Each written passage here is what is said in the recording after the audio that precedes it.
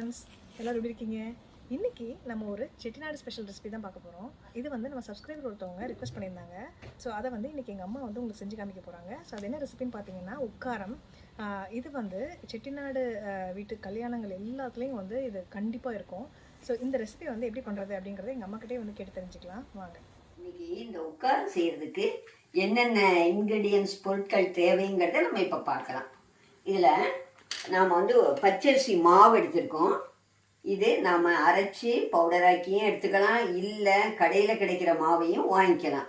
ஆக இந்த பச்சரிசி தான் இன்றைக்கி எடுத்திருக்கேன். இது என்ன பண்ணுவாங்கன்னா, இப்போ ரொம்ப பேர் அதை கிளறதுக்கு கஷ்டமாக இருக்குங்கிறதுக்காக ரவையை போட்டு செய்கிறாங்க உக்காரம் செய்கிறது. ஆனால் இதுதான் வந்து ட்ரெடிஷ்னல் மெத்தடில் பச்சரிசி மட்டும்தான் யூஸ் பண்ணணும். ஆக நம்ம பச்சரிசி 1 கப் எடுத்திருக்கோம். அதுக்கு அதே ஈக்குவல் குவான்டிட்டி பாசி பருப்பு அது 1 கப் எடுத்திருக்கோம். அடுத்து வெல்லம் அதே மாதிரி அதே ஈக்குவல் குவான்டிட்டியில் 1 கப் வெல்லம் எடுத்திருக்கோம். அடுத்து ஏலக்காய் ஒரு 6-7 வச்சுருக்கேன், அதை பவுடர் பண்ணிக்கணும். அடுத்து தேங்காய், நெய். இந்த நெய் வந்து 1/2 கப் வேணும். நம்ம அப்போதைக்கு இதை எடுத்துக்கலாம். ஆக தேங்காய் பூ இவ்வளவு தான். இதை வச்சு நம்ம ரொம்ப டேஸ்டி அண்ட் டெலிஷியஸாக ஒரு ஸ்வீட் செய்யலாம். அந்த ஸ்வீட் தான் இந்த உக்காரங்கிறது. இது செட்டிநாட்டில் ரொம்ப ஃபேமஸ்.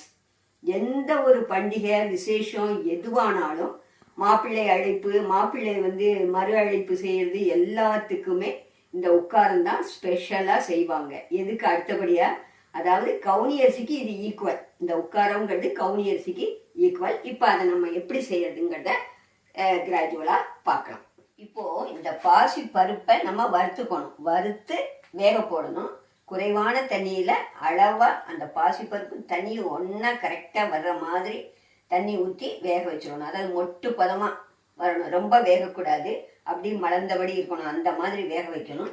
அதுக்கு இப்போ இந்த வாணலில் நம்ம இந்த பாசி பருப்பை வறுத்துக்குவோம். இந்த பாசி பருப்பை வாசம் வர்ற வரைக்கும் வறுக்கணும். அதாவது லைட்டாக ஒரு கலர் சேஞ்ச் ஆகும்.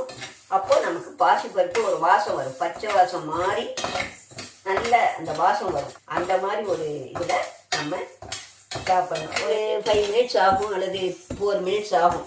கோல்டன் கலராட்டம் லைட்டாக சேஞ்ச் ஆகும்போது டக்குன்னு எடுத்து வேக வச்சிட வேண்டியதுதான். இப்போ கலர் சேஞ்ச் ஆகிடுச்சு, இதோட ஸ்டாப் பண்ணிக்குவோம். இதை நம்ம வந்து இனி வேக வைக்கணும். இப்போது இந்த பருப்பு, வறுத்த பருப்பை இதில் ட்ரான்ஸ்ஃபர் பண்ணிடலாம். ட்ரான்ஸ்ஃபர் பண்ணி வேக வைக்கணும். இந்த பாசிப்பருப்பு வேக வைக்க இப்போ நான் கெட்டிலில் தண்ணி சுட வச்சு வச்சுருக்கேன். அந்த தண்ணியவே நம்ம ஊற்றிக்கலாம். 1/2 கப்பு ஊற்றுவோம். அதுக்கப்புறம் பருப்பு எப்படி வெந்திருக்குன்னு பார்த்துக்கிட்டு தேவைப்பட்டால் தான் அப்புறம் எக்ஸ்ட்ரா சேர்க்கணும். நம்ம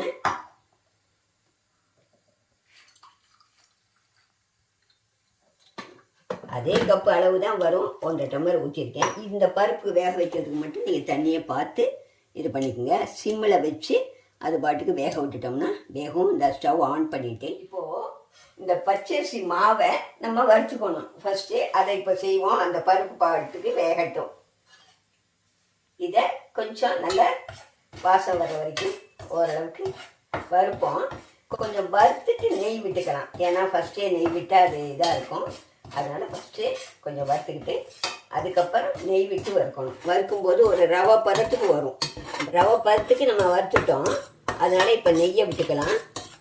நெய்யை விட்டு திரும்ப வறுக்கலாம். ஜஸ்ட் இந்த ஸ்டவ் வந்து ஹீட்டாக இருக்குங்கிறனால கொஞ்சம் தள்ளி வச்சுட்டு நான் நெய் விடுறேன்.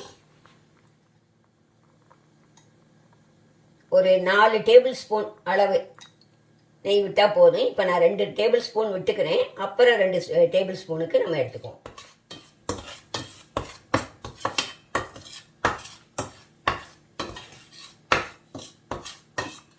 கொஞ்சம் நெய் விடணும். விட்டுட்டு இது பண்ணிக்குவோம்.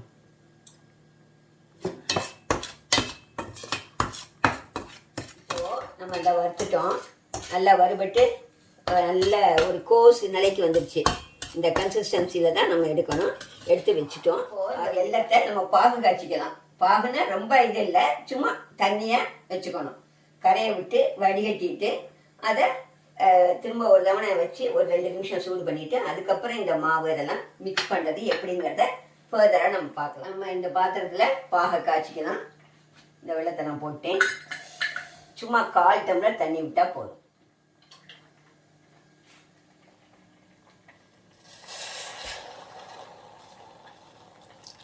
இந்த பாகு நல்லா கரைஞ்சிருச்சு. நம்ம மணல் இருக்கிறத ரிமூவ் பண்ணுறதுக்காக வடிகட்டிக்குவோம்.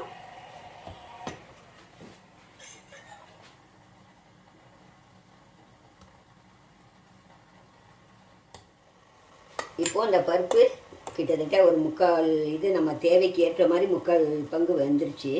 இருந்தாலும் இன்னும் கொஞ்சம் 1/4 கப்பு தண்ணி ஊற்றிக்குவோம். ஊற்றி நம்ம வேக வச்சுட்டோம்னா கரெக்டாக இருக்கும். அந்த மொட்டு பதம் மலர்றதுக்கு சரியாக இருக்கும். பாசி பருப்பு வெந்துருச்சு பாருங்கள். தண்ணியே இல்லாமல் கரெக்டாக பதமாக வெந்துருச்சு. நம்ம 1.25 கப்பு தண்ணி வச்சோம். அழகாக வெந்துருச்சு.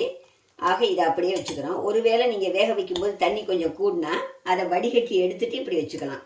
ஆக இதை இப்போ நம்ம இங்கே சேர்க்கணும். அதுக்கு முன்னால் இருந்தால் வெல்லம் பாகு எடுத்து வச்சுருக்கோம். தண்ணி பாகுன்னு சொல்கிறதில்ல, பாகு காய்ச்சவும் வேண்டாம், சும்மா கரைஞ்சதோடு எடுத்து வச்சுக்க வேண்டியதுதான். அதை இப்போ நம்ம இந்த மாவில் ஊற்றுறோம்.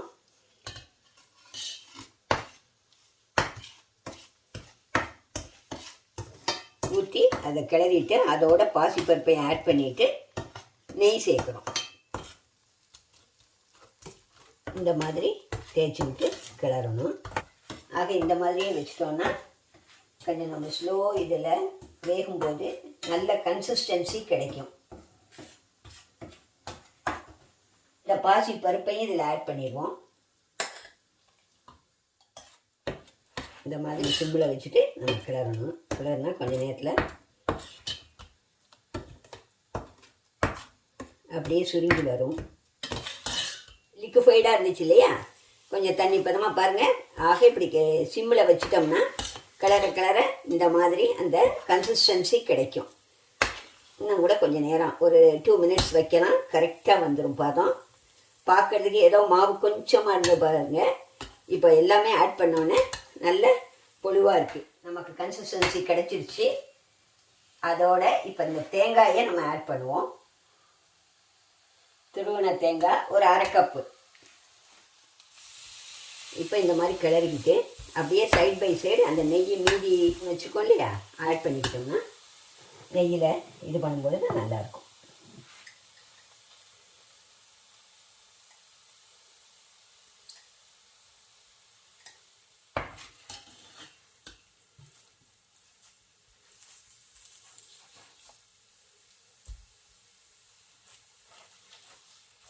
இப்போ ரவைனா இந்த மாதிரி ரொம்ப ஸ்ட்ரெயின் பண்ணி இது பண்ண வேண்டியதில்லை. ரெண்டாவது அது குயிக்காக முடிஞ்சிருங்கிறதுக்காக, அதாவது என்ன சொல்கிறதுனா இன்ஸ்டண்ட்டாக செய்யணும் அப்படின்னா ரவையை யூஸ் பண்ணுறாங்க. அதுவும் ஓகே தான், அதுவும் டேஸ்டியாகவே இருக்கும்.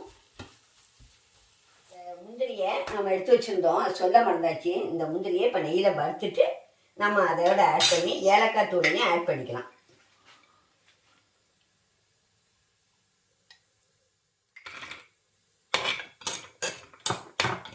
செவந்துருச்சு. இதை எடுத்து அதில் கொட்டிடலாம். இப்போது முந்திரி ஆட் பண்ணிட்டோம். இப்போ ஏலக்காய் பவுடர் பொடி பண்ணி வச்சுருக்கோம், அதையும் இதில் ஆட் பண்ணிடலாம். அந்த க்ரஷரில் பொடி பண்ணது அதில் ஆட் பண்ணிக்கலாம். சிம்மில் இருக்குது, அதே மாதிரி தான் வச்சுக்கணும். அதான் முக்கியம். மீடியம் ஃப்ளேமில் ஃபஸ்ட்டு வச்சுட்டு அப்புறம் சிம்முக்கு கொண்டு வந்துடுங்க. ரொம்ப டேஸ்டியான நல்ல ஹெல்த்தியும் கூட இது. ஏன்னா பாசிப்பருப்பு சேர்க்குறோம் நம்ம.